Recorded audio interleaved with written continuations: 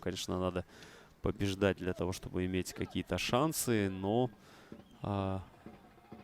давайте посмотрим матч, этот эпизод. Навес все-таки случился, хороший удар. Ножницы хотел исполнить. Буквально несколько минут назад завершился другой матч между сборными города Бишкек и Таласской области. Завершился он очень таким счетом. Ух ты, как! Срезка чуть не получил. По-моему, готовится прямой удар. Есть свисток, разбег, удар. Есть возможность. В 1 в 1 обыграл игрок. Бьет. Два игрока сибирской сборной друг другу помешали. Идет вперед игрок соперника. Простреливает. И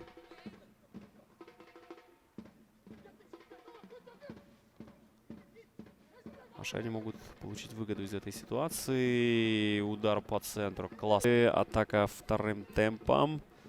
Отличный навес. И хороший сейф от вратаря гостевой команды. И, наконец-то, быстрая контра. Что делает защитник? Ошибается он. Помогает сделать голевую передачу. А вот здесь уже более-менее равная игра. Ошибается вратарь и правосторонняя стойка. Удар спасает. Второй раз. Мяч перехватили. И Назаралиев забивает. Наконец-то он забивает. В первом тайме передача вперед. Отлично сыграно. Кто поможет? Есть набегание, забегание. И прям пустым простреливал. Надо добить этот эпизод. Но мяч летит выше.